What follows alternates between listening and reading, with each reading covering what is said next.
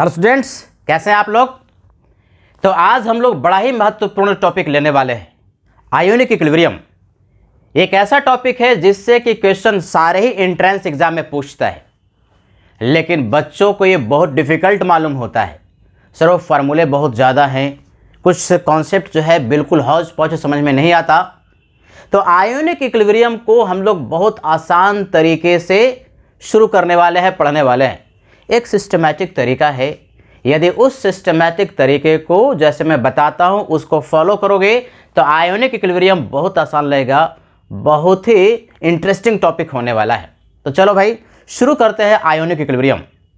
Ionic equilibrium के लिए कुछ टर्म्स होते हैं, उन टर्म्स को पहले हम पढ़ेंगे और वो जो टर्म है बार बार इस्तेमाल होता है उसके बारे में भी आपको नॉलेज होना चाहिए। जो पहला टर्म है वह है इलेक्ट्रोलाइट, है ना, इलेक्ट्रोलाइट। ये इलेक्ट्रोलाइट क्या होता है? इलेक्ट्रोलाइट एक ऐसा सब्सटेंस है जो कि या तो अपने प्योर लिक्विड स्टेट में अपने आयंस में टूट जाता है या फिर किसी सॉल्वेंट में डालने पर टूट जाता है अपने आयंस में। अर्थात electrolyte is a substance which dissociates into its ions either in its pure liquid state or in a solvent। जैसे फॉर एग्जांपल ऐसे समझो NaCl है, तो NaCl को ना पिघला दो, मोल्टेन स्टेट कर दो, फ्यूज्ड स्टेट कर दो, यानी कि उसका pure liquid state. Molten state का मतलब क्या? कोई भी जो सॉलिड है उसको प्योर लिक्विड बना दो। तो कोई भी सब्सटेंस अपने प्योर लिक्विड स्टेट में है तो वो टूट जाता है। जैसे NaCl, उसको गर्म करके पिघला दोगे, बिल्कुल लिक्विड बना दोगे तो टूट जाएगा। किसमें? Na+ और Cl- में, आयंस में टूट जाता है, तो इसको इलेक्ट्रोलाइट कहेंगे। या फिर ऐसा सब्सटेंस जिसको कि किसी एक सॉल्वेंट में डालें और उस सॉल्वेंट में अपने आयंस में टूट जाता है तो उसको भी इलेक्ट्रोलाइट कहेंगे। जैसे NaCl है, पानी में डालोगे ना तो पानी में डालते के साथ ही वो अपने आयंस में Na+ और Cl- में टूट जाता है, तो ये इलेक्ट्रोलाइट हुआ। क्या समझे भाई? इसको लिख भी लेते हैं।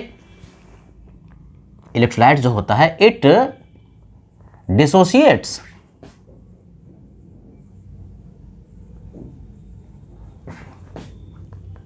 इनटू इट्स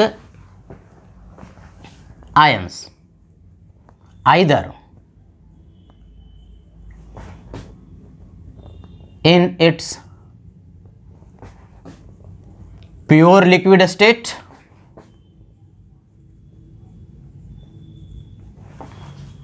और इन ए सॉल्वेंट।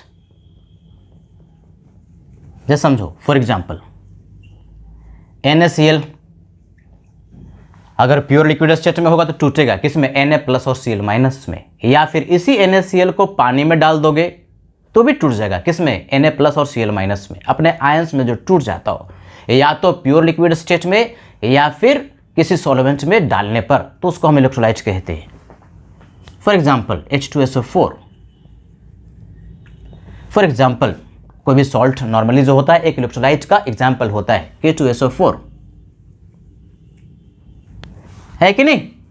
तो इलेक्ट्रोलाइट एक ऐसा सब्सटेंस है, KCl, मेनी मोर इलेक्ट्रोलाइट के बारे में ही हम लोग पढ़ते रहेंगे, जो कि या तो अपने प्योर लिक्विड स्टेट में आयंस में टूट जाता हो या फिर किसी सॉल्वेंट में डालने पर ना आयंस में टूट जाता हो, उसको इलेक्ट्रोलाइट कहते हैं। तो एक बात तो पक्की क्लियर हो गई कि इलेक्ट्रोलाइट क्या है भाई? जो कि आयंस में टूट जाए, कहां पर? या तो किसी सॉल्वेंट में या फिर अपने प्योर लिक्विड स्टेट में, तो उसको हम लोग कहते हैं ये एक इलेक्ट्रोलाइट है कि नहीं? नोट करो। अब कोई भी एक इलेक्ट्रोलाइट है, उसका बिहेवियर पानी में डालने पर किस तरह होगा, उसके आधार पर दो तरह का इलेक्ट्रोलाइट होता है। बिहेवियर का मतलब क्या? कोई एक इलेक्ट्रोलाइट है, पानी में डाला, कम टूटेगा कि ज़्यादा टूटेगा आयंस में, तो उसके आधार पर दो तरह का इलेक्ट्रोलाइट, एक को कहते हैं स्ट्रॉन्ग इलेक्ट्रोलाइट और एक को कहते हैं वीक इलेक्ट्रोलाइट। नाम में अर्थ छुपा हुआ स्ट्रॉन्ग इलेक्ट्रोलाइट मतलब वाटर में डालते के साथ ही जो इलेक्ट्रोलाइट या तो 100% आयंस में टूट गया या नियर अबाउट 100% टूट गया, जैसे कोई 99% भी टूट गया, 98% भी आयंस में टूट गया, तो हम लोग कहते हैं उसको स्ट्रॉन्ग इलेक्ट्रोलाइट। जैसे NaCl है, पानी में डालोगे ना तो 100% आयंस में टूट जाता है। तो strong electrolyte, it dissociates completely into its ions और almost completely into its ions, उसको कहते हैं स्ट्रॉन्ग इलेक्ट्रोलाइट। वीक इलेक्ट्रोलाइट, नाम में यार छुपा हुआ, वीक गरीब है बेचारा, बहुत कम टूटता है, यानी ऐसा इलेक्ट्रोलाइट जो कि पानी में, सॉल्वेंट क्या है वाटर, उसमें अगर हम डालें और बहुत कम टूटे, 1% टूटा, 2% टूटा, 4% टूटा, 5% टूटा, बहुत कम ही टूटा, तो उसको हम लोग कहते हैं वीक इलेक्ट्रोलाइट। यानी कि weak electrolyte dissociates into its ions very less. अब इसको हम लोग अल्फा के रिस्पेक्ट में देख सकते हैं। अल्फा क्या, डिग्री ऑफ डिसोसिएशन। इस अल्फा को ना क्या बोलते हैं, याद है सबको, बहुत जगह पर पढ़ा है पीछे में, degree of dissociation. Chemical equilibrium में बहुत पढ़ा है बच्चे। एक मोल में से जितना मोल टूटता है उसको हम लोग कहते हैं डिग्री ऑफ डिसोसिएशन। तो ये जो अल्फा है, डिग्री ऑफ डिसोसिएशन का वैल्यू है ना, इस केस में अल्फा या तो 1 के बराबर होगा या अल्फा अप्रॉक्सीमेटली 1 के बराबर होगा। यानी 1 मोल लोगे तो 1 मोल पूरा का पूरा टूट जाएगा। यानी परसेंटेज के टर्म में देखें तो 100 मोल में से 100 मोल पूरा टूट जाएगा, 100% या नियर अबाउट 100%। तो अल्फा डिग्री ऑफ डिसोसिएशन या तो 1 होता है या तो अप्रॉक्सीमेटली नियर अबाउट 1 के बराबर होता है। लेकिन इस केस में वीक इलेक्ट्रोलाइट है गरीब, तो भाई बहुत कम ही टूटेगा। 1 मोल लोगे तो 1 मोल में से कितना टूटा भाई, 1 मोल में से 0.05, 0.02 ऐसे ही, यानी 2%, 3%, 4%, 5%, 8% ऐसे टूटा, बहुत कम टूटा। तो उसको हम लोग कहते हैं वीक इलेक्ट्रोलाइट। यानी अल्फा का वैल्यू, अल्फा क्या, डिग्री ऑफ डिसोसिएशन। ये क्या होता है, अब ये देखो अल्फा बार बार आएगा। डिग्री ऑफ डिसोसिएशन मैंने बहुत बार सिखाया है, खास करके केमिकल इक्विलिब्रियम में डिग्री ऑफ डिसोसिएशन के बिना तो पढ़ ही नहीं सकते थे, सारा क्वेश्चन ही इस अल्फा पर ही था। तो अल्फा का मतलब degree of dissociation. 1 mole electrolyte लेंगे तो कितना मोल टूटेगा, स्ट्रॉन्ग वाला में तो 100% टूट गया, तो 1 मोल में 1 मोल टूट गया या अप्रॉक्सीमेटली 1 टूट गया। लेकिन इस केस में ना 1 मोल लोगे तो बहुत कम टूटेगा, 0.01, 0.02, 0.03 ऐसा। यानी अल्फा का मान 1 से बहुत छोटा होता है, very less. Degree of dissociation weak electrolyte में बहुत कम होता है। अब देखो भाई, अब चूंकि ये जो लिया था या तो 100% टूट गया या नियर अबाउट 100% टूट गया, तो आयंस इसमें क्या होगा, ज़्यादा होगा। तो जिसमें आयंस ज़्यादा होगा उसमें इलेक्ट्रोलिटिक कंडक्टेंस बहुत ज़्यादा होता है। देखो करंट का फ्लो जो है ना 2 तरीके से होता है। जैसे वायर में इलेक्ट्रिसिटी का फ्लो हो रहा है, किसके कारण, ये जो इलेक्ट्रॉन फ्लो कर रहा है उसकी वजह से, मेटालिक कंडक्टेंस जिसको हम लोग कहते हैं। और एक सॉल्यूशन में भी जिसमें कि आयंस पड़ा हुआ है, तो आयंस के मूवमेंट की वजह से, आयंस के कैटायन और एनायन जो है आयंस, उनके मूवमेंट की वजह से भी करंट मिलता है। उसको हम लोग इलेक्ट्रोलिटिक कंडक्टेंस या आयोनिक कंडक्टेंस कहते हैं। तो जितना आयंस ज़्यादा होगा वहाँ पर आयोनिक कंडक्टेंस की वैल्यू ज़्यादा होगी। तो इसमें आयंस ज़्यादा होगा, अल्फा का मान ज़्यादा, लगभग टूट ही गया यार। तो इसमें आयंस ज़्यादा है, तो चूंकि आयंस ज़्यादा है, आयंस बहुत इसमें ज़्यादा है, तो इस केस में कंडक्टेंस भी हाई होगा। यानी करंट जो डेवलप होगा उस आयोनिक सॉल्यूशन में वो ज़्यादा होगा, कंडक्टेंस हाई। और इस केस में देखो वीक इलेक्ट्रोलाइट्स में आयंस की संख्या बहुत कम है, टूट ही बहुत कम रहा, आयंस में जा ही बहुत कम रहा है। तो चूंकि यहाँ पर आयंस बहुत कम है, आयंस की संख्या चूंकि बहुत कम है, तो आयंस अगर कम होगा तो करंट भी कम फ्लो होगा। यानी बेसिकली यहाँ से निष्कर्ष निकाल सकते हैं कि कंडक्टेंस लो होगा। कंडक्टेंस का मतलब क्या, कंडक्टेंस एक टर्म है जो कि करंट को मेजर करता है, जो कि आगे हम लोग पढ़ेंगे भी इलेक्ट्रिसिटी में, इलेक्ट्रोकेमिस्ट्री में और फिजिक्स में काफ़ी पढ़ते भी हो। तो कंडक्टेंस सिंपली यहाँ समझोगे कि यहाँ पर जो करंट होगा उस सॉल्यूशन में बहुत कम होगा, इज वेरी लेस। बात समझ में आई। इलेक्ट्रोलाइट क्या है, इलेक्ट्रोलाइट जो कि आयंस में टूट जाए, कहाँ पर, या तो अपने प्योर लिक्विड स्टेट में आयंस में टूट जाए या फिर किसी सॉल्वेंट में डालने पर आयंस में टूट जाए। स्ट्रॉन्ग और वीक, दो तरह का होता है। अब यही जो इलेक्ट्रोलाइट है पानी में डालने पर उसके बिहेवियर पर दो तरह का, स्ट्रॉन्ग और वीक। स्ट्रॉन्ग का मतलब क्या? स्ट्रॉन्ग का मतलब ये हुआ कि पानी में डालने पर लगभग वो आयंस में टूट जाए, या तो 100% या 100% के आसपास टूट जाए। तो अल्फा का मान क्या होगा? अल्फा क्या? डिग्री ऑफ डिसोसिएशन या तो 1 होगा या तो 1 के आसपास होगा, तो उसको कहते हैं स्ट्रॉन्ग इलेक्ट्रोलाइट। इसमें आयंस ज़्यादा होगा। वीक इलेक्ट्रोलाइट, नाम भी सजेस्ट कर रहा है कि वीक है, गरीब है बेचारा, पानी में डालोगे बहुत कम टूटेगा, बहुत कम टूटेगा, तो आयंस की संख्या क्या होगी? ज़्यादा होगी, कम होगी? कम ही ना होगी। तो आयंस अगर कम है, टूटा बहुत कम, तो अल्फा का मान 1 से बहुत कम, डिग्री ऑफ डिसोसिएशन 1 से बहुत कम होगा। और जहां पर अल्फा कम है, आयंस कम है, आयंस कम है तो कंडक्टेंस कम होगा, और जहां पर अल्फा ज़्यादा है, आयंस की संख्या ज़्यादा है, तो इलेक्ट्रोलिटिक कंडक्टेंस या आयोनिक कंडक्टेंस की वैल्यू हाई होगी। बात समझ में आई? अब जरा देखो ये स्ट्रॉन्ग इलेक्ट्रोलाइट का एग्जाम्पल कौन सा है भाई? कहाँ मुश्किल है, इतना तो आसान सा चीज़ है। अब ये बेसिक जो कॉन्सेप्ट शुरुआत में दिया जा रहा है, इसको बढ़िया से समझ लेना है, क्योंकि इलेक्ट्रोलाइट, स्ट्रॉन्ग, वीक, ये सब बार बार आता रहेगा, है कि नहीं? तो चलो स्ट्रॉन्ग इलेक्ट्रोलाइट की बात करते हैं, इसका कुछ एग्जाम्पल हम लोग सोचते। फॉर एग्जाम्पल जैसे सॉल्ट हुआ, जनरली जो सॉल्ट होता है ना, पानी में डालते के साथ ही 100% टूट जाता है। जैसे NaCl हो गया,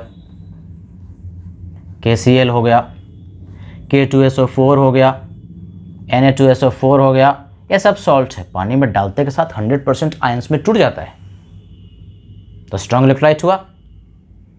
फॉर एग्जाम्पल स्ट्रॉन्ग एसिड, देखो अब नाम में अब छुपा हुआ है, क्या लिखा है? Strong acids. यह स्ट्रॉन्ग एसिड यानी एसिड स्ट्रॉन्ग है, इसका अर्थ ये हुआ कि पानी में डालते के साथ ही ना, पानी में डालते के साथ ही ये जो है 100% टूट जाता है, या नियर अबाउट 100% टूट जाता है, इसलिए स्ट्रॉन्ग एसिड कहते हैं। तो स्ट्रॉन्ग एसिड एग्जाम्पल हुआ, जैसे फॉर एग्जाम्पल और स्ट्रॉन्ग एसिड का क्या एग्जाम्पल है भाई? जैसे H2SO4 हो गया, HCl हो गया, HBr हो गया, HI हो गया, HClO4 हो गया, HNO3 हो गया, ये सब पानी में डालते के साथ 100% टूट जाता है, आयंस में आयोनाइज कर जाता है, इसलिए स्ट्रॉन्ग एसिड एग्जाम्पल हुआ स्ट्रॉन्ग इलेक्ट्रोलाइट का। Similarly a strong base,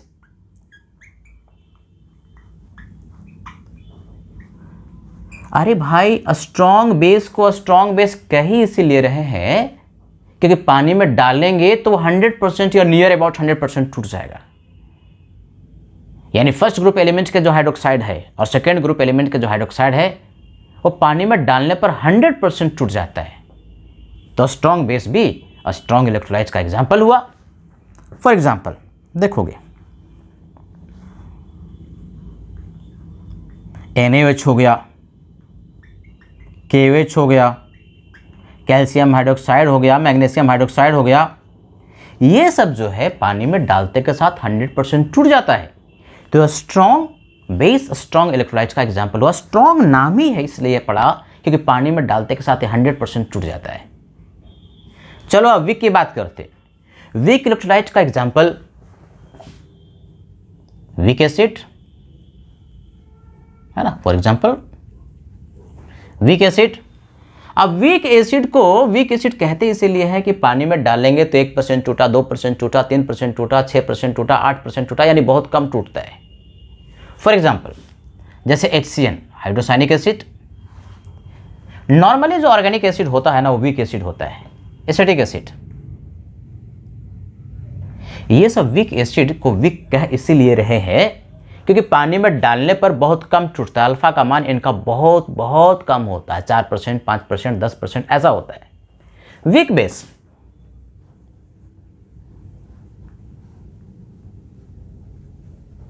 weak base को वीक बेस कहे इसलिए, देखो हम बार बार कह रहे हैं वीक है, स्ट्रॉन्ग है। स्ट्रॉन्ग का मतलब पानी में डाला और 100% आयंस में कन्वर्ट हो गया।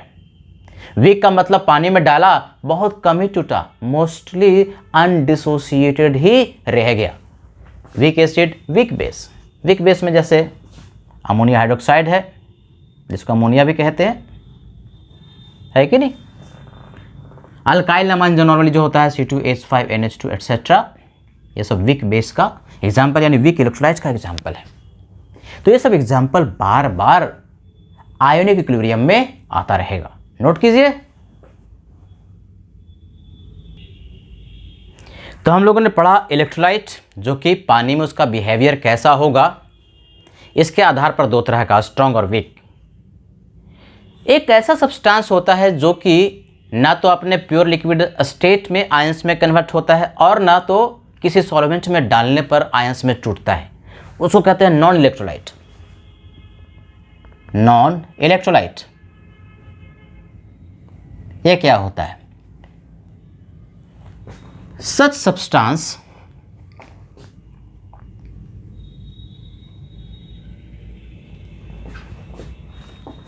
does not dissociate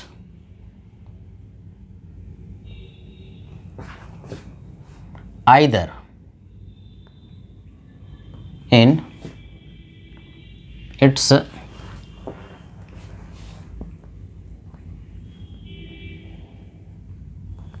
pure liquid state or in a solvent. यानी ऐसा सब्सटेंस जो कि ना तो अपने प्योर लिक्विड स्टेट में आयंस में कन्वर्ट होता है या फिर उसको यदि हम किसी सॉल्वेंट में डालें तो भी नहीं टूटता, आयंस में कन्वर्ट नहीं होता, उसको नॉन इलेक्ट्रोलाइट कहते हैं। अब आयंस में जो नहीं टूटेगा ऐसा सॉल्यूशन इलेक्ट्रिसिटी भी कंडक्ट नहीं करेगा। यानी ऐसा सॉल्यूशन, ऐसा इलेक्ट्रोलाइट का जो सॉल्यूशन होगा वो इलेक्ट्रिसिटी कंडक्ट नहीं करेगा, उसमें करंट फ्लो नहीं करेगा, उसको क्या बोलते हैं? Non electrolyte. फॉर एग्जांपल जैसे बच्चे ग्लूकोज है, तो ग्लूकोज को यदि हम प्योर लिक्विड स्टेट में भी कन्वर्ट कर दें तो भी अपने आयंस में नहीं टूटता। ग्लूकोज को पानी में डाल दें तो भी आयंस में नहीं टूटता, है ना। शुगर है, यूरिया है, ये सब जो सब्सटेंस है वो आयंस में कन्वर्ट नहीं होता, आयोनिक सब्सटेंस नहीं होते। तो ऐसे सब्सटेंस को हम लोग नॉन इलेक्ट्रोलाइट के नाम से पुकारते हैं। 1 मिनट में हम लोग समझ सकते हैं। क्या पढ़े? पहला टर्म इलेक्ट्रोलाइट क्या होता है?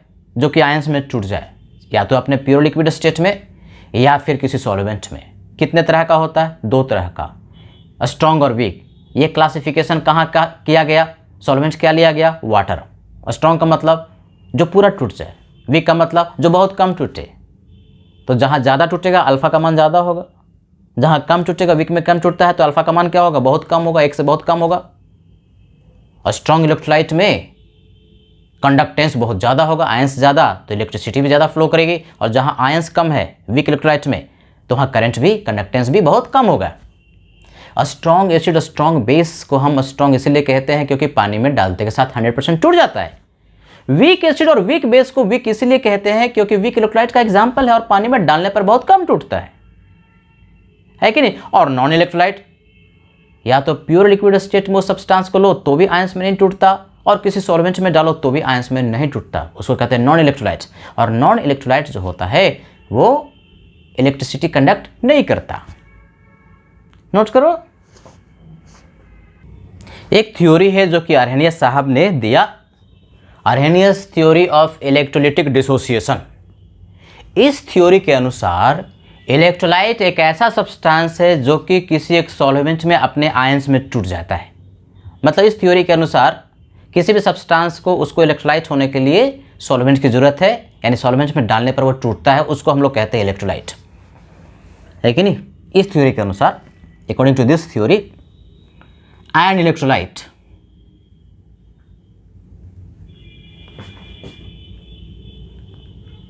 dissociates into its ions। कहाँ पर? in a solvent।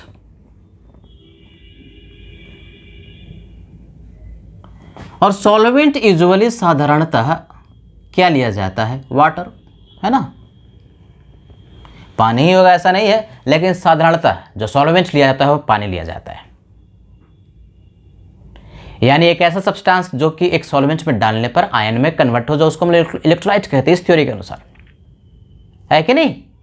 अब जरा देखो ध्यान से, अब एक इलेक्ट्रोलाइट जो कि वीक है वो 100% तो नहीं टूटेगा, कुछ अनडिसोसिएटेड रह जाएगा और कुछ डिसोसिएट होकर आयंस में टूट जाएगा। यानी कि कोई भी एक इलेक्ट्रोलाइट जो कि 100% नहीं टूटा, उसके लिए ion equilibrium exists between undissociated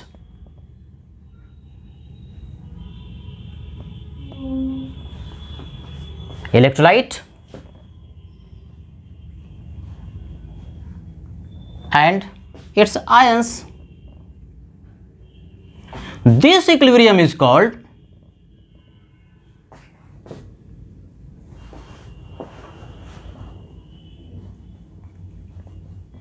ionic equilibrium. यही तो पढ़ना है। आयोनिक इक्विलिब्रियम कहता है कि कोई भी एक इलेक्ट्रोलाइट जो कि 100% नहीं टूटा, यानी अनडिसोसिएटेड भी रह गया और डिसोसिएट करके आयंस में भी कन्वर्ट हो गया। फॉर एग्जांपल, समझोगे, बढ़िया से एग्जांपल से समझना ना, चीज़ों को बड़ा आसान हो जाता है। हमने कोई एक इलेक्ट्रोलाइट लिया, मान लो एसिटिक एसिड, अभी पता है कि पानी में डालेंगे तो बहुत कम टूटता, वीक इलेक्ट्रोलाइट का एग्जाम्पल है एसिटिक एसिड। देखोगे सब बढ़िया से, ये एसिटिक एसिड एक वीक इलेक्ट्रोलाइट है। कहाँ डाला? पानी में डाला। पानी में डालेंगे तो क्या होगा? टूटेगा। किस में टूटेगा? आयंस में। कौन कौन आयंस है? एसीटेट आयन है और एक H+ आयन है। आयंस में टूट गया भाई, लेकिन ये चूंकि वीक है बहुत कम टूटेगा। तो ये जो पार्ट नहीं कुछ टूटा और कुछ टूट करके आयंस में कन्वर्ट हो गया, तो अनडिसोसिएटेड और इसके आयंस के बीच में एक इक्विलिब्रियम जो एग्जिस्ट करेगा, देखो हमने रिवर्सिबल साइन लगाया ना, उस इक्विलिब्रियम को हम लोग कहते हैं आयोनिक इक्विलिब्रियम। यही तो पढ़ना है। आयोनिक इक्विलिब्रियम और केमिकल इक्विलिब्रियम में बेसिकली क्या फर्क हुआ? केमिकल इक्विलिब्रियम में लेफ्ट में और राइट में, यानी रिएक्टेंट और जो प्रोडक्ट्स जो जिसके बीच में इक्विलिब्रियम था, उसमें आयंस नहीं था। लेफ्ट में ही मॉलिक्यूल था, राइट में ही मॉलिक्यूल था, तो उसको हम लोग केमिकल इक्विलिब्रियम कह रहे थे। जैसे PCl5 टूटा PCl3 और Cl2 में, तो लेफ्ट में भी मॉलिक्यूल, राइट में भी मॉलिक्यूल, केमिकल इक्विलिब्रियम। और अगर वही उस इक्विलिब्रियम में आयंस भी आ जाए, चाहे लेफ्ट में चाहे राइट में, कहीं पर भी हो सकता है, तो वो जो अब इक्विलिब्रियम रिएक्टेंट और प्रोडक्ट के बीच में एग्जिस्ट करेगा, उसको हम लोग कहते हैं आयोनिक इक्विलिब्रियम। जैसे एसिटिक एसिड कुछ नहीं टूटा और कुछ टूट करके आयंस में कन्वर्ट हो गया, तो आयंस और अनडिसोसिएटेड मॉलिक्यूल के बीच में एक इक्विलिब्रियम एग्जिस्ट किया, उसको हम लोग कहेंगे आयोनिक इक्विलिब्रियम, है कि नहीं। अब इसी आयोनिक इक्विलिब्रियम को हम लोग बढ़िया से समझना है और पढ़ना है। देखते जाओ। तो हम लोग पढ़े थे केमिकल इक्विलिब्रियम में ना एक इक्विलिब्रियम कांस्टेंट होता है, इक्विलिब्रियम कांस्टेंट। इसी तरह से आयोनिक इक्विलिब्रियम में भी एक कांस्टेंट होगा, है कि नहीं। उस कांस्टेंट की हम लोग बात करते हैं। फॉर एग्जांपल देखो सब ध्यान से, चलो भाई, कोई एक नॉर्मल ऐसे इलेक्ट्रोलाइट ले लिया, कोई भी, मान लो AB ले लिया, AB कोई इलेक्ट्रोलाइट है, पानी में डाला, टूटा, वीक है, A+ में और B- में, मतलब एक ऐसा इलेक्ट्रोलाइट लिया जिसका कि कुछ पार्ट अनडिसोसिएटेड भी रह गया और कुछ पार्ट डिसोसिएट होकर आयंस में भी चला गया। तो T=0 पर ऐसा मानो, T=0 का मतलब क्या? शुरुआत में क्या लिख रहे हैं यहां पर? हम कॉन्सेंट्रेशन लिखेंगे। कॉन्सेंट्रेशन का मतलब कौन सा? मोलर कॉन्सेंट्रेशन, C से रिप्रेजेंट करेंगे। तो T=0 पर शुरुआत में AB जो कि इलेक्ट्रोलाइट है उसका कॉन्सेंट्रेशन C था। C का मतलब क्या? कॉन्सेंट्रेशन। कौन सा? मोलारिटी वाला। शुरुआत में जैसे ही पानी में डाले हो उस समय प्रोडक्ट्स तो आयंस थे ही नहीं, तो कितना था? 0 था और 0 था। मान लिया कि डिग्री ऑफ डिसोसिएशन इलेक्ट्रोलाइट का अल्फा है, तो 1 मोल में से अल्फा टूटा, यानी जब इक्विलिब्रियम एग्जिस्ट करेगा, अब ये टूटेगा, कुछ टूट करके आयंस में कन्वर्ट होगा और कुछ बच जाएगा, तो कितना टूटेगा? तो यहाँ पर अल्फा के रिस्पेक्ट में लिखते हैं। अल्फा क्या होता है? अल्फा होता है डिग्री ऑफ डिसोसिएशन। अब चूंकि ये आयन में कन्वर्ट हो रहा है तो इसको हम लोग डिग्री ऑफ आयोनाइजेशन भी कह सकते हैं। कोई एक पार्टिकल आयोनाइज होता है, आयन में कन्वर्ट होता है, तो उस डिग्री ऑफ डिसोसिएशन का एक और पर्यायवाची हो जाता है डिग्री ऑफ आयोनाइजेशन। तो अल्फा का मतलब क्या, एक मोल में से अल्फा जाएगा, तो एक मोल तो है नहीं, सी मोल है। मान लो कि आपने 1 लीटर सॉल्यूशन लिया, उसमें सी मोल है, तो यही मोलारिटी हो गया। तो सी मोल में से कितना जाएगा, एक मोल में से अल्फा, तो सी मोल में से सी अल्फा, इतना टूटेगा। तो ए बी था, इसका एक मोल जाएगा तो इसका एक मोल बनेगा, इसका एक मोल कॉन्सेप्ट से, मोल कॉन्सेप्ट से, स्टोइकियोमेट्री से। तो इसका अगर सी अल्फा जाएगा तो ये कितना बनेगा, सी अल्फा, और ये कितना बनेगा, सी अल्फा। ये बना और ये घटा, यानी ये x जाएगा तो x बनेगा और x बनेगा, x जगह पर सी अल्फा। अल्फा क्या, डिग्री ऑफ डिसोसिएशन या डिग्री ऑफ आयोनाइजेशन कहते हैं। अल्फा अभी जो डिसोसिएट जो सिखाया था अल्फा। अब ये जो बच जाता है वो तो लिख रहा हूँ ना, इतना बना ये टूट गया, तो यहाँ पर इक्विलिब्रियम में ए बी कितना बच गया, लिया कितना था सी, गया कितना सी अल्फा, तो बच कितना गया सी माइनस सी अल्फा। यानी बेसिकली सी को कॉमन लेंगे तो सी 1 माइनस अल्फा। यानी डायरेक्टली ही अगर कोई एक इलेक्ट्रोलाइट है जो कि टूट करके आयंस में गया और कुछ अन्य डिसोसिएटेड भी रह गया, तो ये तुम्हें लिखने आना चाहिए।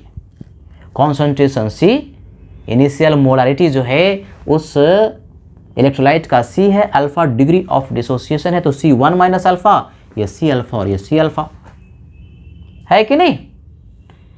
तो देखो भाई, जैसे केमिकल इक्विलिब्रियम में इक्विलिब्रियम कांस्टेंट होता है, इसी तरह से यहां भी इक्विलिब्रियम कांस्टेंट की तरह प्रोडक्ट अपॉन रिएक्टेंट हम लिख सकते हैं। क्या भाई,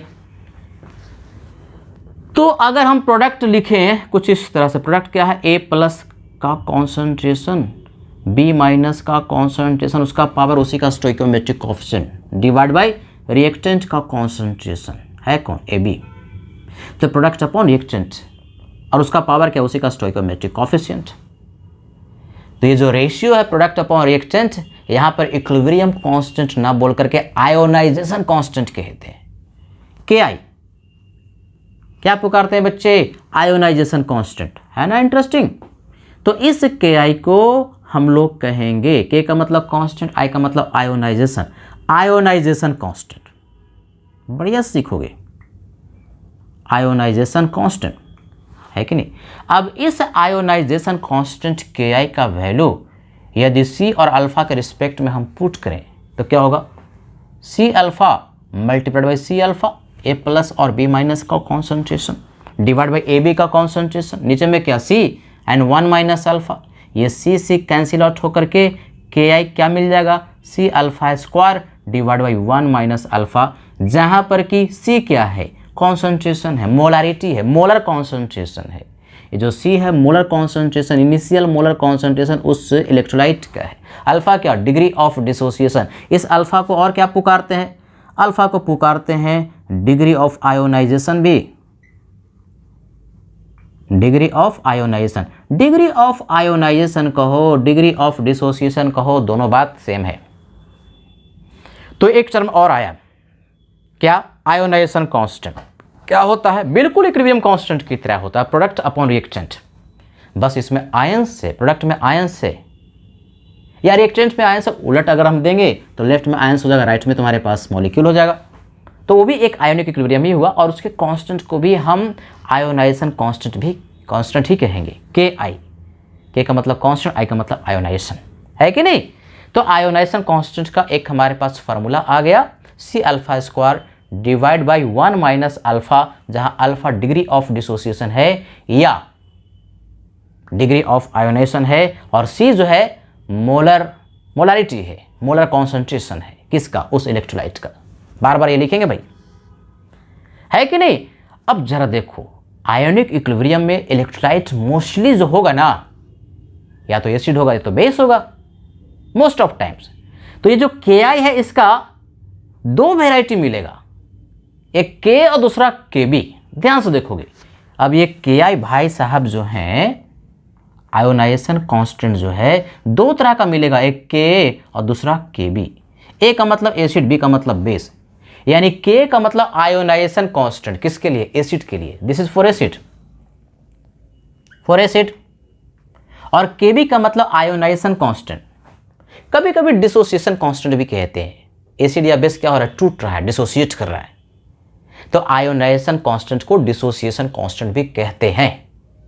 तो ध्यान सुना करो, सर आपने तो बोला था आयोनाइजेशन कांस्टेंट, क्वेश्चन में डिसोसिएशन कांस्टेंट पूछ दिया, सिनोनिम है, पर्यायवाची है। केबी, केबी का मतलब क्या? आयोनाइजेशन कांस्टेंट ही है। किसके लिए? फॉर बेस, है कि नहीं? तो क्या सीखे? कोई एक इलेक्ट्रोलाइट है जो कि 100% नहीं टूट रहा, तो कुछ टूटा और कुछ नहीं टूटा, तो जो नहीं टूटा और जो टूट करके आयंस में गया उनके बीच में एक इक्विलिब्रियम एग्जिस्ट करता है, उसको हम लोग कहते हैं आयोनिक इक्विलिब्रियम। लिखने का तरीका, इनिशियल कॉन्सेंट्रेशन इलेक्ट्रोलाइट का C है, प्रोडक्ट शुरुआत में जो आयंस है वो नहीं थे, अगर इसमें से एक मोल में से अल्फा गया तो C मोल में से C अल्फा जाएगा। अल्फा क्या होता है? डिग्री ऑफ डिसोसिएशन या डिग्री ऑफ आयोनाइजेशन। एक मोल में से जो टूटता है तो C मोल में से C अल्फा टूटेगा। लिया था C, टूट गया C अल्फा, तो C माइनस C अल्फा इसका बचा, C कॉमन ले लिया तो C 1 माइनस अल्फा। इसका एक मोल जाएगा तो इसका एक बनेगा, एक बनेगा, स्टोइकोमेट्रिक ऑप्शन 1 1 1 है। x जाएगा तो x बनेगा, x बनेगा, तो ये C अल्फा को x कह दो, तो ये x है, तो ये x के जगह पर क्या? C alpha, C alpha. अब प्रोडक्ट अपॉन रिएक्टेंट को एक कांस्टेंट जनरेट हो जाता है, उसको हम लोग कहते हैं आयोनाइजेशन कांस्टेंट Ki, जो कि दो तरह का होगा। अगर एसिड है तो K और बेस है तो Kb से हम डिनोट करते हैं। नोट कीजिए। अब यहां पर ये जो अल्फा है, डिग्री ऑफ डिसोसिएशन कुछ फैक्टर पर डिपेंड करता है। देखो भाई, इक्विलिब्रियम एग्जिस्ट कर रहा है ना, तो इसका अर्थ है कि वो 100% नहीं टूट रहा। वो जो इलेक्ट्रोलाइट है 100% नहीं टूटा, क्योंकि अगर 100% टूट गया तो फिर इक्विलिब्रियम तो एग्जिस्ट ही नहीं करेगा, रिएक्टेंट बचा ही नहीं। इक्विलिब्रियम एग्जिस्ट करने के लिए प्रोडक्ट और रिएक्टेंट दोनों का सॉल्यूशन में होना जरूरी है। अब देखो, ये जो अल्फा है, अल्फा क्या मतलब? क्या? Degree of dissociation depends on following factors.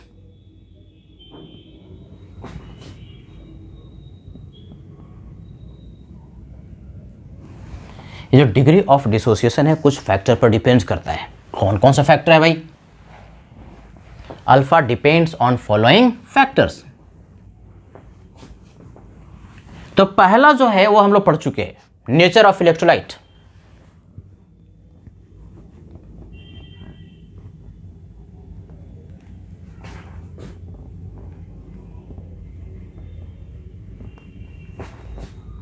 Nature of electrolyte मतलब इलेक्ट्रोलाइट कैसा, स्ट्रॉन्ग है कि वीक है।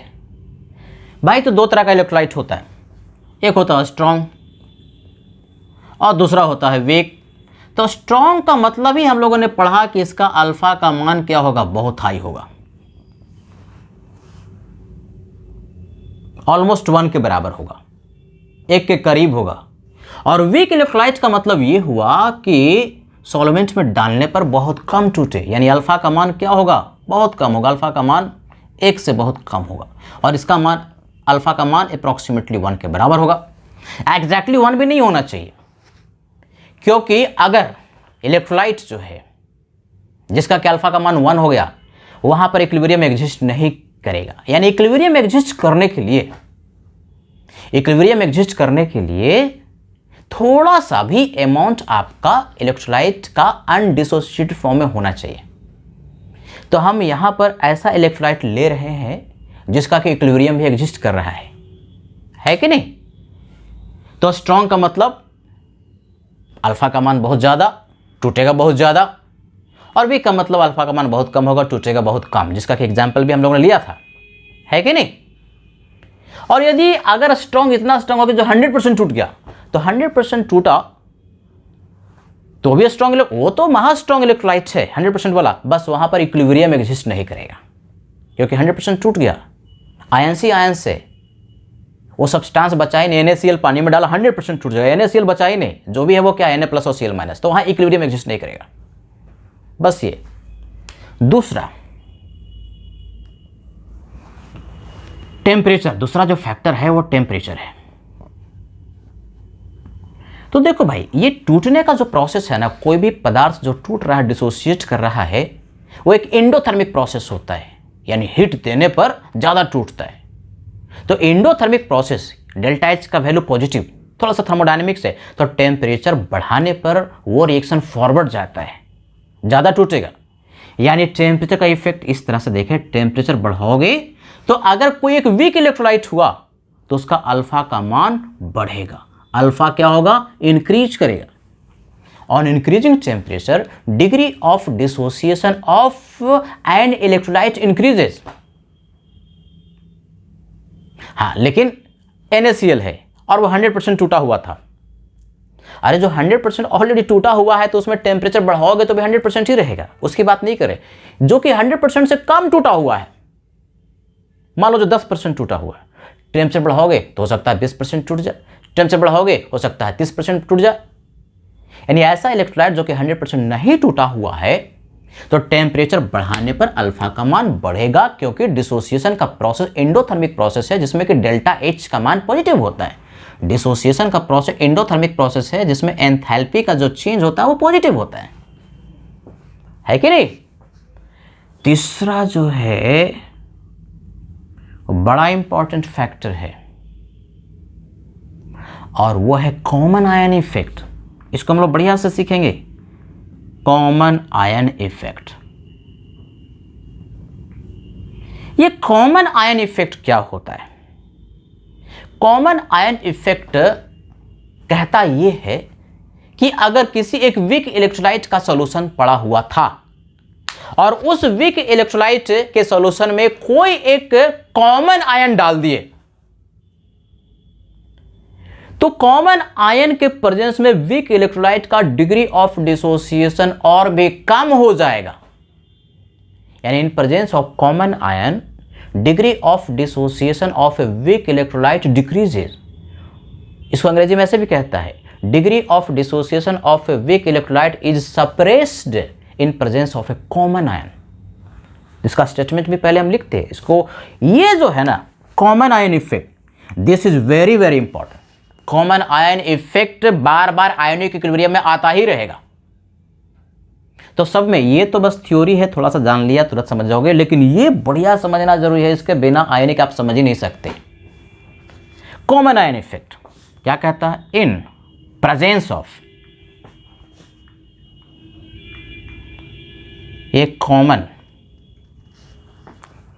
आयन डिग्री ऑफ डिसोसिएशन, जिसको अल्फा से डिनोट करते हैं, बार बार कह रहे बच्चे, ऑफ ए वीक इलेक्ट्रोलाइट। देखो हम क्या लिख रहे हैं, वीक कह रहे हैं, वीक इलेक्ट्रोलाइट, स्ट्रॉन्ग का नहीं बल्कि वीक का। Weak electrolyte decreases, common ions के प्रेजेंस में गरीब इलेक्ट्रोलाइट और गरीबतर हो जाता है, वीक इलेक्ट्रोलाइट और वीकर हो जाता है। और स्ट्रॉन्ग इलेक्ट्रोलाइट क्यों नहीं होगा? उसका अल्फा का मान क्यों नहीं घटेगा? अरे भैया स्ट्रॉन्ग तो 100% ऑलरेडी डिसोसिएटेड है, उसमें तो इक्विलिब्रियम एग्जिस्ट ही नहीं करा। जिसमें इक्विलिब्रियम एग्जिस्ट करेगा वही ना आगे जा सकता है और पीछे जा सकता है। और स्ट्रॉन्ग इलेक्ट्रोलाइट के केस में जिसमें कि 100% डिसोसिएशन है, उस केस में इक्विलिब्रियम एग्जिस्ट नहीं कर रहा, तो उस केस में कॉमन आयन डालने पर भी कोई प्रभाव नहीं पड़ेगा। यानी कॉमन आयन का प्रभाव किसके लिए? वीक इलेक्ट्रोलाइट के लिए होता है, जहां पर इक्विलिब्रियम एग्जिस्ट कर रहा है। अब इसको हम लोग बढ़िया समझते हैं, कॉमन आयन इफेक्ट्स को। यही तो बढ़िया समझना है, कॉमन आयन इफेक्ट। ये समझ में आ गया तो समझ लो कि आयोनिक इक्विलिब्रियम आगे बड़ा आसान हो गया। क्या पढ़े बच्चे अभी तक? पढ़े कि ये जो अल्फा है डिग्री ऑफ डिसोसिएशन, जिसको डिग्री ऑफ आयोनेशन भी हम कहेंगे, कुछ फैक्टर पर डिपेंड करता है। पहला तो नेचर इलेक्ट्रोलाइट का कैसा, स्ट्रॉन्ग है तो अल्फा का मान ज़्यादा होगा, वीक है तो कम होगा।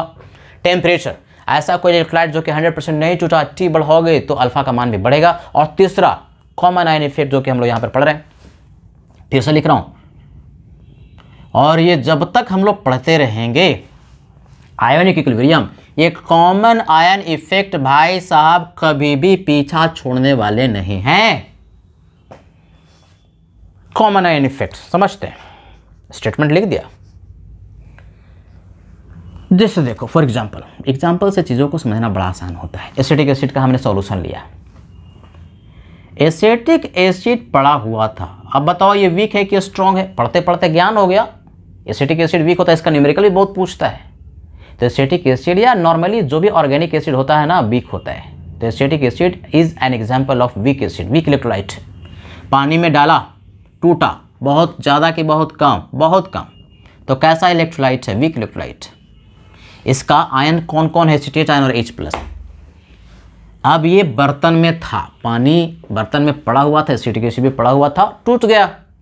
अब इसमें कोई कॉमन आयन हम डालें ऊपर से, कॉमन आयन क्या डालोगे? या तो एसीटेट आयन डालोगे या तो H+ डालोगे। कॉमन आयन कहाँ से आएगा? अरे किसी इलेक्ट्रोलाइट से ही तो आएगा ना आयंस भी। तो कोई एक इलेक्ट्रोलाइट, जैसे HCl हमने डाल दिया, HCl, तो यहाँ से HCl महोदय को हमने इस सॉल्यूशन में डाला। ये कैसा इलेक्ट्रोलाइट है? वीक इलेक्ट्रोलाइट, वीक है। क्या डाला? HCl, स्ट्रॉन्ग इलेक्ट्रोलाइट है। जानकारी की बात, HCl स्ट्रॉन्ग होता है, पढ़ते पढ़ते ज्ञान हो जाता है। अब ये जो HCl महोदय है स्ट्रॉन्ग है, 100% पानी में टूट जाता है। देखो ये एक ही एरो है, यानी यहाँ पर इक्विलिब्रियम एग्जिस्ट नहीं कर रहा। HCl के केस में इक्विलिब्रियम एग्जिस्ट नहीं करेगा, ये महा स्ट्रॉन्ग होता है, 100% टूट जाता है। किस में टूटेगा? H+ और Cl-। तो हम H+ चलो इधर रख दिए, Cl- इधर, H+ पहले भी रख सकते हो, उससे कोई दिक्कत नहीं है। हमने यहाँ पर खास पर्पज से H+ को बाद में रखा। अब HCl आपने डाला तो कोई कॉमन आयन इस एसिटिक एसिड का डाला क्या? HCl डाला, इसका मतलब क्या डाल दिया? Cl- और H+। Cl- और H+ में कौन सा आयन एसिटिक एसिड के आयन का कॉमन है? H+। ये H+ इस रिएक्शन के लिए, दूसरा वाला रिएक्शन के लिए रिएक्टेंट हो गया कि प्रोडक्ट हो गया? प्रोडक्ट हो गया। यानी बेसिकली ये H+ कॉमन हो गया, इसका एक प्रोडक्ट हुआ, इस इक्विलिब्रियम के लिए एक प्रोडक्ट हुआ। तो केमिकल इक्विलिब्रियम ली चैटलियर प्रिंसिपल में हम लोग पढ़े थे कि कोई एक प्रोडक्ट डालते हो इक्विलिब्रियम पर तो वह इक्विलिब्रियम बैकवर्ड शिफ्ट करता है। तो ये जो H+ है जो कि इसका कॉमन है कि नहीं? इसका क्या है? कॉमन है। यानी बेसिकली इनडायरेक्टली आपने इस इक्विलिब्रियम के लिए एक प्रोडक्ट डाल दिया। तो प्रोडक्ट को ऐड करने पर कॉमन आयन के प्रेजेंस में, यानी बेसिकली इन प्रेजेंस ऑफ, बढ़िया से सीखोगे, कुछ खास ऐसा थोड़ी है कि नया चीज पढ़ रहे हो। इन प्रेजेंस ऑफ कौन सा आयन? Common ion. कौन सा कॉमन आयन है? H+। किसका equilibrium? Equilibrium of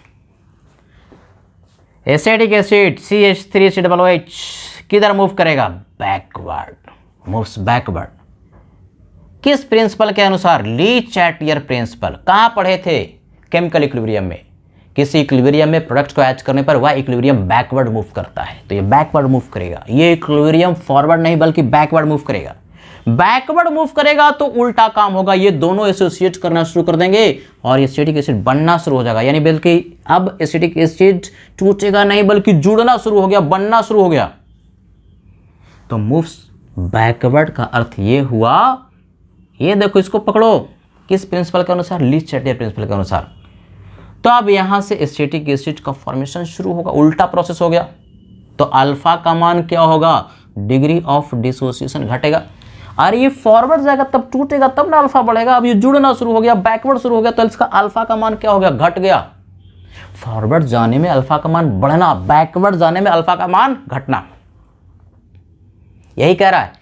common ion यदि आप किसी एक वीक इलेक्ट्रोलाइट का डालते हो सॉल्यूशन में तो उसका इक्विलिब्रियम बैकवर्ड शिफ्ट करने की वजह से अल्फा का मान, डिग्री ऑफ डिसोसिएशन घटता है।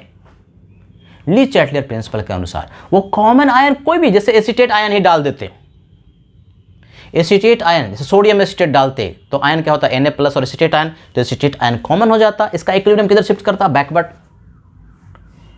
तो ये जो कॉमन आयन इफेक्ट है किसके लिए है? गरीब के लिए कि अमीर के लिए? गरीब के लिए, जहां पर ये इक्विलिब्रियम एग्जिस्ट करता है। HCl पर काम नहीं करेगा बच्चे, क्यों? क्योंकि वन वे ट्रैफिक है, ये फॉरवर्ड ही रिएक्शन जा सकता, बैकवर्ड जा ही नहीं सकता। HCl 100% टूट जाता है। कॉमन आयन इफेक्ट यानी this effect is applicable for weak electrolyte, है कि नहीं? तो इसको ध्यान रखना है। कोई भी एक वीक इलेक्ट्रोलाइट है और उसका कोई भी एक कॉमन आयन डालते हो उस सॉल्यूशन में तो उसका इक्विलिब्रियम बैकवर्ड शिफ्ट करेगा और बैकवर्ड में शिफ्ट करने की वजह से उसका अल्फा यानी डिग्री ऑफ डिसोसिएशन घटेगा। उसको एक नाम से पुकारते हैं, बोलो साहब, कॉमन आयन इफेक्ट, है ना। इंटरेस्टिंग। कितने फैक्टर पढ़ लिए? 3 फैक्टर। चलो अब चौथे फैक्टर की तैयारी करते हैं।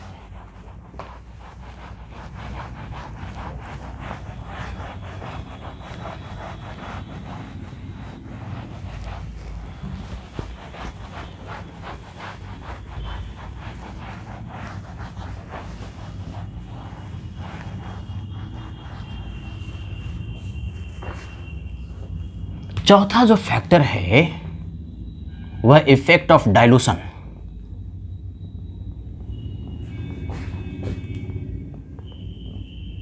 ये क्या कहता है? डाइल्यूशन समझता है? डाइल्यूशन का मतलब सॉल्वेंट का एडिशन, यानी कोई एक इलेक्ट्रोलाइटिक सॉल्यूशन था, मान लो पानी में डाले हुए हैं इलेक्ट्रोलाइटिक सॉल्यूशन, और उसको डाइल्यूट करना है, अर्थात क्या, सॉल्वेंट को ऐड करना। सॉल्वेंट के ऐड करने की प्रक्रिया को हम लोग डाइल्यूशन कहते हैं। क्या कहता है? ऑन डाइल्यूशन, मतलब सॉल्वेंट ऐड करने पर। अल्फा मतलब क्या? Degree of dissociation of a weak electrolyte. ध्यान से देखो, किसकी बात कर रहा? वीक इलेक्ट्रोलाइट की। इंक्रीजेस, कहता है कि डाइल्यूट करने पर वीक इलेक्ट्रोलाइट का अल्फा का मान बढ़ता है। कैसे बढ़ता है इसको हम लोग प्रूफ करेंगे, लेकिन पहले इसको समझना है थ्योरी क्या कहती है। जैसे मान लो एसिटिक एसिड का सॉल्यूशन हमारे पास था और उसका अल्फा का मान, पानी में डाले थे, अल्फा का मान 2% था। एक बाल्टी और पानी डाल दिए तो क्या कर दिए? डाइल्यूट कर दिए। तो उसका अल्फा का मान घटेगा कि बढ़ेगा? बढ़ेगा। हो सकता है 4% हो जाए, हो सकता है 10% हो जाए। यानी कि वीक इलेक्ट्रोलाइट, स्ट्रॉन्ग के लिए नहीं, अरे स्ट्रॉन्ग तो 100% पहले भी था, तो और भी पानी डालोगे, डाइल्यूट करोगे तो भी 100% रहेगा, उस पर फर्क नहीं पड़ेगा। किसके लिए? वीक इलेक्ट्रोलाइट की बात करें। वीक इलेक्ट्रोलाइट का यदि सॉल्यूशन है, उसमें सॉल्वेंट ऐड करते हो तो उसका अल्फा का मान बढ़ता है। इसको एक नाम से पुकारते हैं, it is called Ostwald dilution law. इस लॉ को, ये जो प्रोसेस है, ओस्टवाल्ड साहब ने रिसर्च करके लाया था, तो इसको हम लोग कहते हैं it is called Ostwald dilution law. अब इस ओस्टवाल्ड डाइल्यूशन लॉ को हम लोग डिटेल में पढ़ते हैं। थ्योरी तो समझ लिया कि कोई एक वीक इलेक्ट्रोलाइट है, उसमें यदि आप सॉल्वेंट ऐड करते हैं तो अल्फा का मान बढ़ेगा, डिग्री ऑफ डिसोसिएशन उस वीक इलेक्ट्रोलाइट का बढ़ेगा। उसको एक नाम से पुकारते हैं, उस लॉ को एक नाम से पुकारते हैं। बोलो बच्चे, क्या पुकारते हैं? Ostwald dilution law. इसी को तो पढ़ते हैं। चलो भाई समझते हैं। ओस्टवाल्ड डाइल्यूशन लॉ ये क्या होता है? अभी जो लॉ तो पढ़े वही है। ऑन डाइल्यूशन अल्फा यानी degree of dissociation of a weak electrolyte increases, है कि नहीं? इसको एक एग्जांपल समझते हैं। मान लो कि कोई भी एक वीक इलेक्ट्रोलाइट लिया, चलो ना भाई रियल एग्जांपल, एसिटिक एसिड ले लिया। पहले ये बताओ कि एसिड है कि बेस है? एसिड है यार, H+ देगा। वीक है कि स्ट्रॉन्ग है? वीक है। कैसे पता चला? पढ़ते पढ़ते ज्ञान हो गया। ऑर्गेनिक एसिड नॉर्मली वीक होता है, एसिटिक एसिड, फॉर्मिक एसिड सब वीक एसिड का एग्जांपल है। पानी में डाला, पानी में डालोगे तो किस में टूटेगा? Acetate ion. और किस में टूटेगा? H+ लिखने भी आना चाहिए। कैसे लिखना सिखाया था? T = 0 पर क्या लिखते हो? CC क्या है? Concentration, molarity. किसका कॉन्सेंट्रेशन? जो इलेक्ट्रोलाइट लिया था उसका। T = 0 का मतलब क्या? शुरुआत में आयंस था क्या? पानी में नहीं था। जब इक्विलिब्रियम एग्जिस्ट किया, कौन सा इक्विलिब्रियम? आयोनिक इक्विलिब्रियम, क्योंकि कुछ नहीं टूटा और कुछ टूट गया, तो जो टूट गया और जो नहीं टूटा उसके बीच में इक्विलिब्रियम है, जिसको हम आयोनिक इक्विलिब्रियम कहते हैं, वही लिखा एट इक्विलिब्रियम। कितना टूटेगा? अल्फा अगर डिग्री ऑफ डिसोसिएशन है तो 1 मोल में से अल्फा, तो C मोल में से C अल्फा। C कॉमन ले लिया, हम फिर से लिखना सिखा रहे हैं। ये कितना बनेगा? C alpha. ये कितना बनेगा? C alpha. C को कॉमन ले लिया तो क्या हो गया? C1 - अल्फा, है कि नहीं? अब यहां पर एक इक्विलिब्रियम एग्जिस्ट करेगा, क्या बोलेंगे उसको? Ionization constant, product upon reactant को, उस कांस्टेंट को। तो उस Ki को अगर एसिड है तो K कहते हैं, और अगर यही बेस होता तो K भी कहते हैं। अभी सिखाया था। K का मतलब क्या? आयोनाइजेशन कांस्टेंट या डिसोसिएशन कांस्टेंट। ए का मतलब फॉर एसिड। कैसे लिखोगे? प्रोडक्ट का कॉन्सेंट्रेशन क्या है? एसेटेट आयन का कॉन्सेंट्रेशन। ये बढ़िया से लिखना सीखोगे, बार बार इसको लिखना है बच्चे। और नीचे में एसिटिक एसिड, इजंट इट? इसको लिख दो C alpha divide by C 1 minus alpha. तभी लिख करके क्या आया था? C alpha square divide by 1 minus alpha, isn't it? अब यही कह रहा है कि यदि कोई इलेक्ट्रोलाइट वीक है तो हमको पता है for weak electrolyte alpha is much lesser than 1, इसीलिए 1 माइनस अल्फा अप्रॉक्सीमेटली 1 के बराबर हो जाएगा। अल्फा का मान आगे जाकर देखेंगे कि 5% के बराबर या उससे भी कम होता है, वैसे केस के लिए एप्लीकेबल होता है। तो अल्फा बहुत कम है एक के रिस्पेक्ट में, तो अल्फा को एक के रिस्पेक्ट में नेग्लेक्ट कर दिया तो 1 माइनस अल्फा अप्रॉक्सीमेटली 1 हो जाएगा। Alpha is neglected with respect to 1 क्योंकि अल्फा बहुत कम है। मैं फिर से कह रहा हूं कि आगे जाके देखेंगे 2-3 लेक्चर के बाद कि अल्फा का मान कब नेग्लेक्ट करें एक के रिस्पेक्ट में। वो बेसिकली 0.05 के बराबर या उससे कम होता है तब नेग्लेक्ट होता है। अभी के लिए सिर्फ ये सोचो कि अल्फा बहुत छोटा है इसलिए अल्फा एक के रिस्पेक्ट में नेग्लेक्ट होगा। तो के का वैल्यू अब क्या हो गया बच्चे? ये हो गया अप्रॉक्सीमेटली सी अल्फा स्क्वायर क्योंकि नीचे वाला 1 हो गया। तो यहां से अल्फा क्या हो गया? अल्फा हो गया के ए अपॉन सी का स्क्वायर रूट होगा ना, के अपॉन सी का स्क्वायर रूट। ये सी क्या होता है? ये सी क्या? मोलरिटी, नंबर ऑफ मोल किसका? सॉल्यूट का, अनडिवाइड बाय क्या? Volume of solution. यही तो होता है molarity, number of mole solute का। सॉल्यूट कौन है? सॉल्यूट ये था एसिटिक एसिड, तो number of mole acetic acid का डिवाइड बाय वॉल्यूम, यही कॉन्सेंट्रेशन होता है मोलरिटी।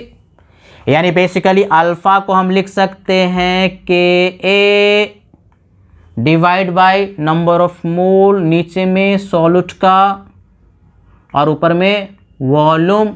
सी का वैल्यू यहां पर पुट कर दिया और इसका क्या? Square root. तो आपने नंबर ऑफ मोल सॉल्यूट का जो लिया तो लिया, वो तो कांस्टेंट वैल्यू हो गई। ये constant number of mole solute का जो कि इलेक्ट्रोलाइट था, एसिड था, वो कांस्टेंट था नंबर ऑफ मोल जो शुरुआत में लिया। और के एक इक्विलिब्रियम कांस्टेंट की तरह ही कांस्टेंट है, आयोनाइजेशन कांस्टेंट, जो कि कांस्टेंट है यार, वो तो चेंज करेगा नहीं। तो ये जो अल्फा है, ध्यान से देखो, अल्फा है वो डायरेक्टली प्रोपोर्शनल। अब जरा ध्यान से देखो हम कैसे लिख रहे हैं। ये अल्फा मतलब क्या? Degree of dissociation. और ये बड़ा अल्फा नहीं बल्कि डायरेक्टली प्रोपोर्शनल किसका? वॉल्यूम के स्क्वायर रूट का। ये वॉल्यूम क्या है? वॉल्यूम सॉल्यूशन का वॉल्यूम है। ये भी क्या है? सॉल्यूशन का वॉल्यूम। तो देख सकते हैं कि वॉल्यूम यदि बढ़ेगा, वॉल्यूम कैसे बढ़ाओगे? सॉल्वेंट ऐड करके। वॉल्यूम सॉल्यूशन का कैसे बढ़ाओगे? सॉल्वेंट ऐड करके। तो सॉल्वेंट ऐड करेंगे तो वॉल्यूम बढ़ेगा, और वॉल्यूम बढ़ेगा तो अल्फा का मान भी बढ़ेगा। यही कह रहा है कि ऑन डाइल्यूशन यानी on addition of solvent, solution का वॉल्यूम बढ़ गया, तो सॉल्यूशन का वॉल्यूम बढ़ाओगे तो उस वीक इलेक्ट्रोलाइट का अल्फा का मान बढ़ेगा। ध्यान से सुनो, कान एकदम खोल करके। स्ट्रॉन्ग का कि वीक का। For a weak electrolyte alpha on dilution increases, है कि नहीं? तो अल्फा बढ़ेगा जबकि वॉल्यूम बढ़ेगा। वॉल्यूम कैसे बढ़ेगा? डाइल्यूट करने पर। इसी को कहते हैं ओस्टवाल्ड डाइल्यूशन लॉ। नोट करो। अब इसी का हम लोग मैथमेटिकल इंटरप्रिटेशन देखेंगे और उस पर एक न्यूमेरिकल भी करेंगे। समझ बात आई ना? यानी कोई भी एक वीक इलेक्ट्रोलाइट है, उसमें सॉल्वेंट ऐड करोगे तो उसका अल्फा का मान बढ़ता है, डिग्री ऑफ डिसोसिएशन बढ़ता है, तो उसको एक नाम से पुकारते हैं ओस्टवाल्ड डाइल्यूशन लॉ। कौन सा law? Ostwald dilution law. So very interesting. अब जरा देखो इसी को। अभी क्या लिखिए? अल्फा डायरेक्टली प्रोपोर्शनल किसका? स्क्वायर रूट का। किसके? वॉल्यूम का। वॉल्यूम किसका? सॉल्यूशन का। ध्यान रहे, वी क्या है? वॉल्यूम है किसका? सॉल्यूशन का। यानी बेस के लिए हम रेशियो लें। मान लो कि दो डिफरेंट वॉल्यूम, शुरुआत में वॉल्यूम V1 था और डाइल्यूट करने पर V2 हो गया, तो शुरुआत का अल्फा 1 मान लो, डाइल्यूट करने पर अल्फा 2, तो अल्फा 2 अपॉन अल्फा 1 क्या हो जाएगा? It is equal to V2 upon V1 का स्क्वायर रूट। ये V1 क्या है?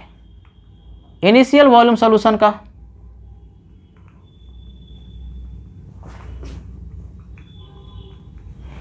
और V2 क्या है? फाइनल वॉल्यूम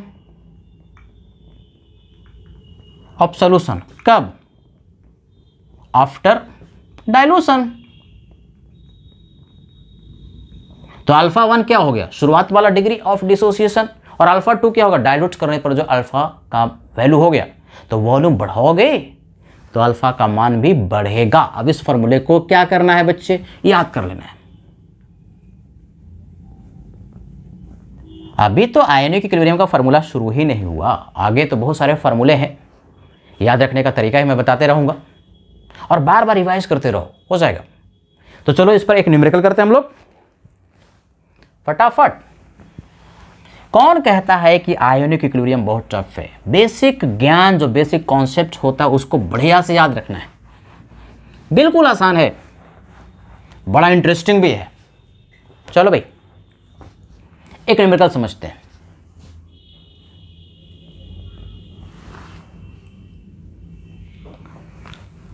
अल्फा, अल्फा का मतलब क्या? Degree of dissociation of a weak electrolyte. वो इलेक्ट्रोलाइट जो है ना वीक वाला, बाइनरी है। बाइनरी का मतलब जो दो ही आयंस थे, दो ही आयंस देने वाले इलेक्ट्रोलाइट के लिए स्टोवाल डाइल्यूशन लॉ वैलिड था। जैसे एसिटिक एसिड दो आयन देगा, एसिटेट आयन और दूसरा H+। तो अल्फा एक वीक इलेक्ट्रोलाइट का दिया हुआ है। मान लो कि कोई वीक इलेक्ट्रोलाइट HA है, वीक एसिड HA है, was 2%,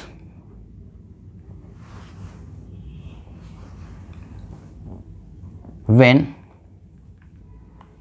volume of solution was 5 liter. Calculate volume of aqueous कर लो। एक्वस का मतलब क्या? एक्वस का मतलब इसमें सॉल्वेंट पानी है। Calculate additional volume of water added to increase to double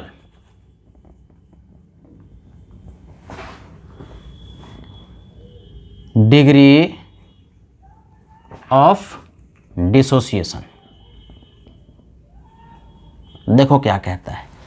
कोई एक वीक इलेक्ट्रोलाइट HA है, उसका डिग्री ऑफ डिसोसिएशन का वैल्यू 2% था। 2% का मतलब समझते हो ना? 2%, 2/100 यानी 0.02। 100 मोल में से 2 मोल तो 1 मोल में से 2/100 यानी 0.02, यानी अल्फा का मान 0.02 था। तो उस अल्फा का मान को बढ़ाना है, क्या करना पड़ेगा? डाइल्यूट करना पड़ेगा, पानी डालना पड़ेगा। तो कितना और पानी डाल दें? पहले 5 लीटर था, ओरिजिनल सॉल्यूशन का वॉल्यूम 5 लीटर था, उसमें और कितना वाटर हम डाल दें जिससे कि डिग्री ऑफ डिसोसिएशन 2% से 4% हो जाए, यानी पहले अल्फा था तो अब 2 अल्फा हो जाए। वो पूछता है। इसमें बच्चा कुछ गड़बड़ करता है, ध्यान से देखोगे सॉल्यूशन इसका। यानी बेसिकली हमारे पास वॉल्यूम V1 पता है 5 लीटर। ध्यान से देखोगे, ये V2 अगर पता चल जाए तो V2 क्या होगा? V2 जो होगा वो पानी आपने ऐड किया वो नहीं होगा। V2 जो होगा पानी ऐड करने के बाद फाइनल जो सॉल्यूशन का वॉल्यूम हुआ वो होगा, वो तुमको मिलेगा। लेकिन फाइनल सॉल्यूशन का वॉल्यूम नहीं पूछ रहा, बल्कि पूछ रहा कितना और पानी ऐड कर दें जिससे कि अल्फा का मान डबल हो जाएगा। तो कितना पानी ऐड करेंगे यार? पानी ऐड करने के पहले ओरिजिनल सॉल्यूशन का वॉल्यूम V1 था, पानी ऐड करने पर V2, तो कितना पानी ऐड करना पड़ा? V2 - V1 आंसर हो जाएगा। अब फार्मूला लगा दोगे, अल्फा 2 अपॉन अल्फा 1। क्या फार्मूला? V2 अपॉन V1 का स्क्वायर रूट। अल्फा 1 अल्फा 2 का रेशियो कितना हो गया? 2 टाइम्स। अल्फा 1 अगर 0.02 था तो ये 0.04, ये 2% तो ये 4%, यानी लेफ्ट में कितना हो गया? 2। V2 हमको नहीं पता, V1 तो दिया है 5 लीटर का स्क्वायर रूट। सॉल्व कर सकते हैं। इसका स्क्वायर करो, 2 दूना 4, इसका करो तो V2/5, यानी बेसिकली V2 का वैल्यू मिल गया कितना, 5 का 20 लीटर। बहुत बच्चा करता है इसको आंसर टिक कर देता है, ये भी ऑप्शन में रहता है, ये आंसर नहीं है। ये V2 जो आया वो सॉल्यूशन का फाइनल वॉल्यूम आया पानी ऐड करने पर। तो पानी इतना थोड़ी ना ऐड किया, वाटर कितना ऐड किया जिससे कि 5 लीटर से 20 लीटर हो गया, 15 लीटर। तो वाटर एडेड, हमें ये पूछता है वाटर एडेड कितना पानी ऐड किया, तो वाटर एडेड के लिए final volume minus initial volume, यानी 20 में से 5 घटा दिया तो 15 लीटर आंसर तुम्हारे पास आया है कि नहीं। ये आंसर हुआ। 15 लीटर पानी ऐड करेंगे तो वॉल्यूम हो जाएगा 20 लीटर, और उस केस में अल्फा का जो मान है वो डबल हो जाएगा। यानी क्या पढ़े, 2 मिनट में समराइज कर ले। आयोनिक इक्विलिब्रियम में पढ़ रहे हैं कि इलेक्ट्रोलाइट क्या होता है, कितने तरह का होता है। इलेक्ट्रोलाइट क्या, जो टूट जाए, किस में, आयंस में। कहां पर, या तो प्योर लिक्विड स्टेट में या किसी सॉल्वेंट में। कितने तरह का होता है, पानी में डालने पर 2 तरह का। उसका बिहेवियर वाटर में कैसा होगा उसके आधार पर 2 तरह का, स्ट्रॉन्ग, वीक। स्ट्रॉन्ग वाला या तो 100% टूट जाएगा या लगभग टूट जाएगा, वीक वाला बहुत कम टूटेगा। स्ट्रॉन्ग वाले का अल्फा का मान ज़्यादा होगा, ऑलमोस्ट 100%, यानी 1 के बराबर होगा अप्रॉक्सीमेटली, या तो एग्जैक्टली 1 होगा।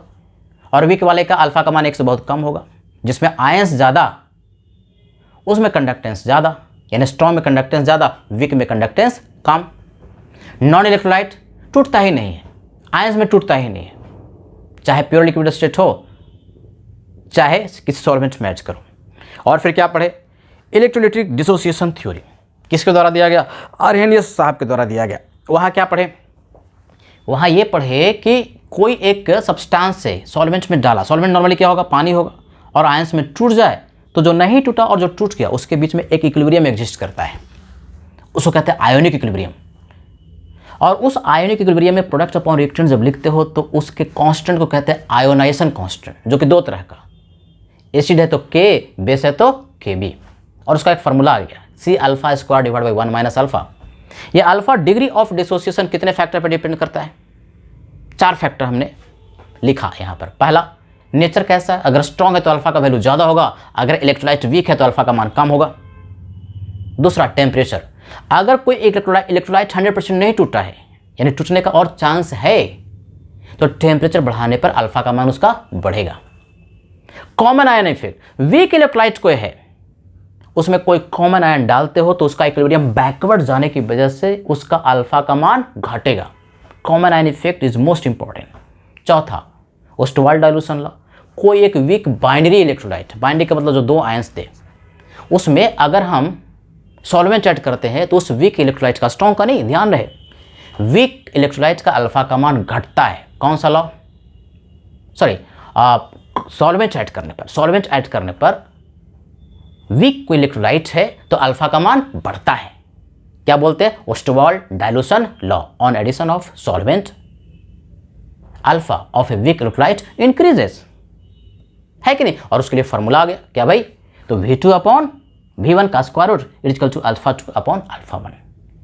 अल्फा का मान बढ़ेगा यदि आप सॉल्वेंट ऐड करके सॉल्यूशन का वॉल्यूम को बढ़ाते हैं। ओस्टवाल्ड डाइल्यूशन लॉ किसके लिए, स्ट्रॉन्ग के लिए कि वीक के लिए, वीक के लिए।